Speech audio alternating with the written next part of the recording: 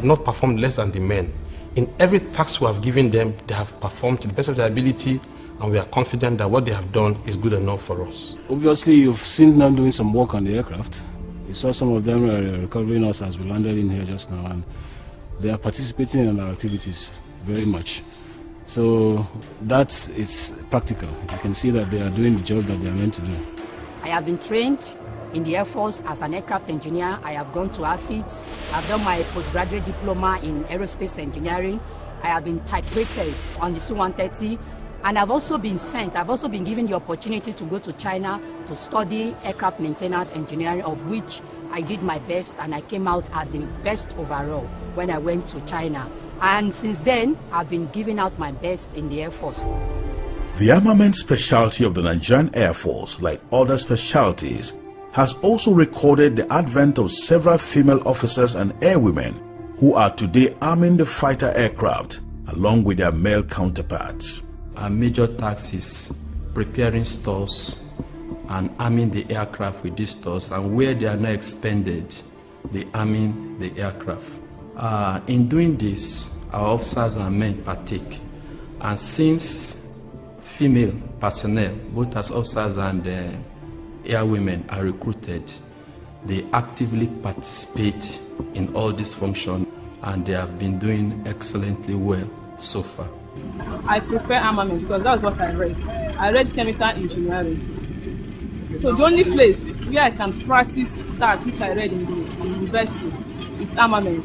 We have a few women around, and it's not actually easy because you have to work double hard to prove yourself.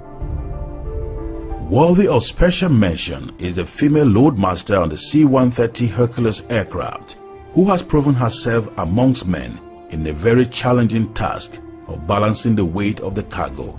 We have a loadmaster, as I said, the only female C-130 crew up till today. Although we are making if others show interest, because it's not a profession that you should push people.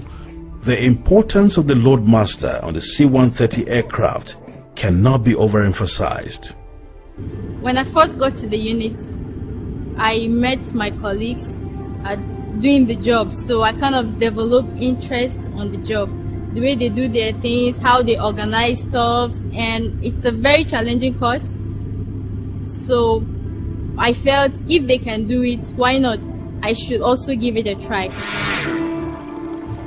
Another worthy mention is a female officer at the Air Force Institute of Technology, doing the service proud in her area of specialty.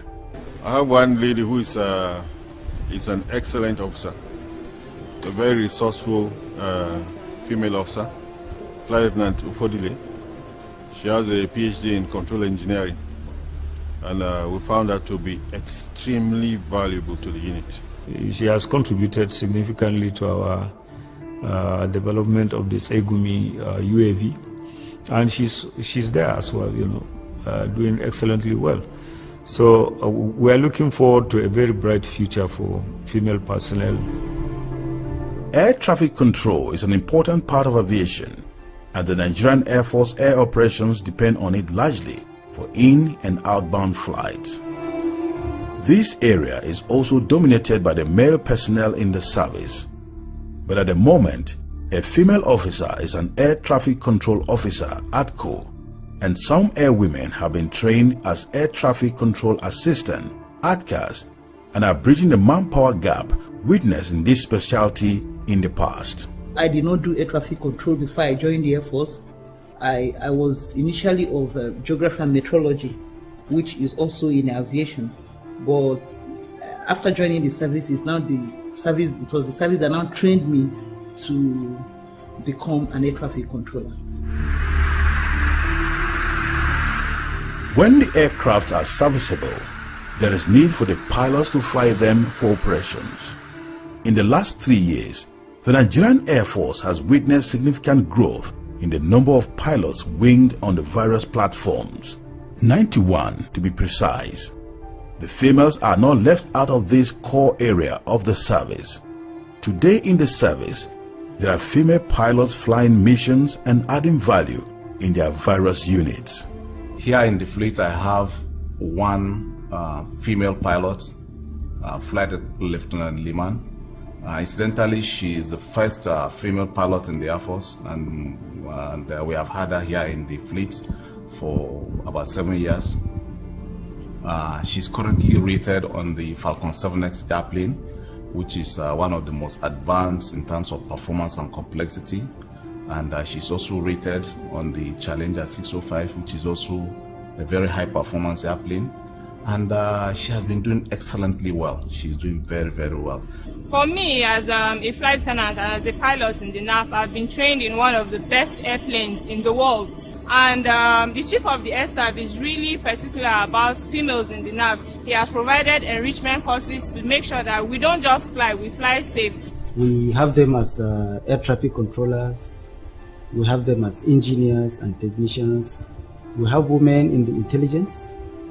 And we also have women among the cabin crew here. So they participate in all the aspects of the operations in this unit. And they are doing exceptionally well, especially the air traffic controllers and the pilots. We also have student pilots here that are female, and they're doing exceptionally well. Well, flying is a very interesting experience. It gives you a perspective that you can't get on the ground. And for me, that's one of the things I like very much about flying. These women of war are not unaware of the numerous challenges faced by the female in a male-dominated service, and are very appreciative of the leadership of the Nigerian Air Force for the opportunity given them to express themselves and contribute their quota to the growth of the Nigerian Air Force and the Nigerian military in general. For me, I want to say thank you to the Chief of Air Staff. Without him, we wouldn't be where we are. I'm really grateful, and I'm happy that I have the opportunity to fly, and really happy that they are allowing women. I want to thank the Chief of the Air Staff for giving us the opportunity as women to join the engineering crew. It's been really interesting to see that the present Chief of the Air Staff has really encouraged women folk in especially technical areas by, giving a lot of them training in those technical areas, engineering areas, science-based areas, and more women are beginning to get interested and get involved in these areas.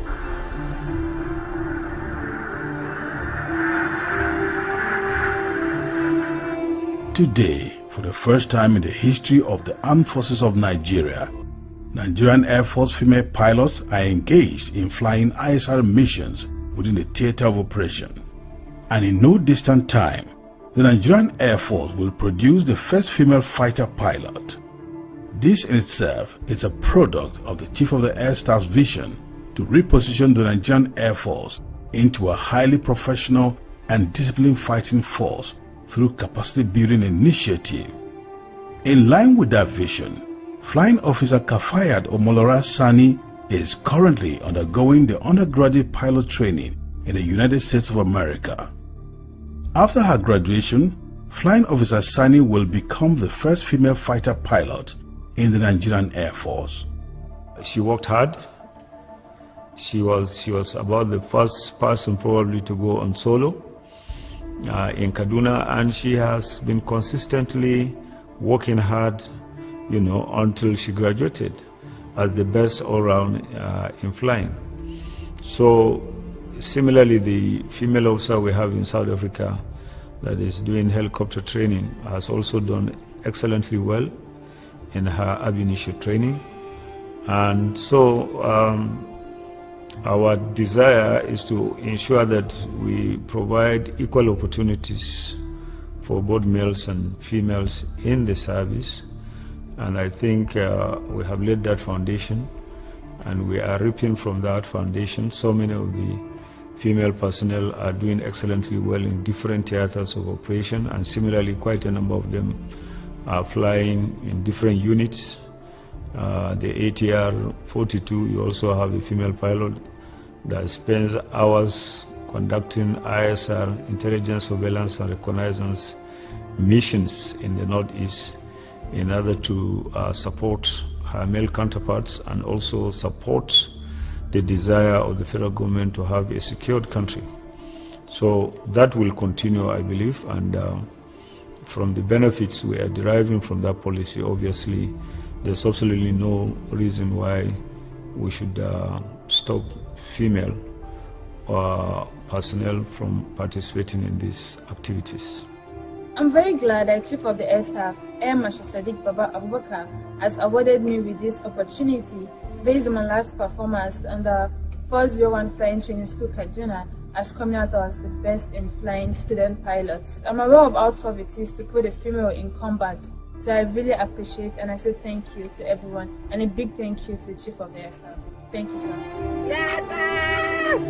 Another area of the service that before now had only men is the regiment specialty. Today, females are found participating actively and effectively in the regiment of the Nigerian Air Force. Some have made it into the elite Nigerian Air Force Special Operations Force and are currently deployed to conflict zones across the country. As the BSG commander, one of my primary responsibilities is to ensure the defense of the base. And in my base defense plan, I found out that the women are extremely reliable. One thing about them is that they hardly assume. They don't assume at all. Once a task is given to them, they execute it to the letter. The female officer I have here, who is doing very well in my assessment, Lieutenant Chankat. Though she is attached to Operation Safe Haven, but even there, she do send us a report timely. And from my last visit, I was with Major General Lagundu. And he spoke very, very well of her. He spoke highly of her performance in the field and other things. So in my assessment, they are doing very well. It's a worthwhile venture. I joined the Air Force to be combatant before I went to the intelligence, and then I was lucky and fortunate, courtesy the Chief of Air Staff, to come to the regiment and then to Special Force. And so it is an opportunity. I feel so fulfilled on earth doing this. It has prepared me to be ready to sacrifice my life, my energy and everything for my nation, at least contributing my quota to the service and to the nation. Apart from having the zeal of being a soldier, I was born in a military family. My dad was an infantry soldier. He's a fighter, and I see myself that one day I will be there. I will lead a team of squad where a man is supposed to be, because I know I have the strength and the determination. The first female air police officer has proven herself on the job over the years. And as it is with the Nigerian Air Force, she has been given equal opportunities that has enabled her to excel on the job.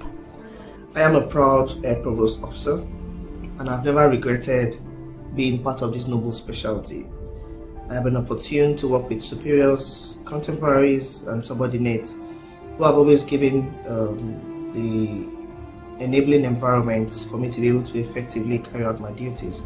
And by God's grace, I've been able to prove my worth. The Nigerian Air Force K9 unit also has female dog handlers performing excellently well on the job.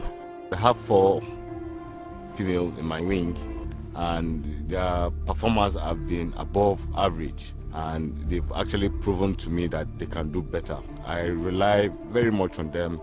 I would have to thank the Nigerian Air Force for giving me the opportunity to be among the ladies in the K9 unit. No ceremonial parade would be complete without the regimental band, and no regimental band would be complete without the bandmaster and the drum major. The Nigerian Air Force has a rare instance in Kaduna.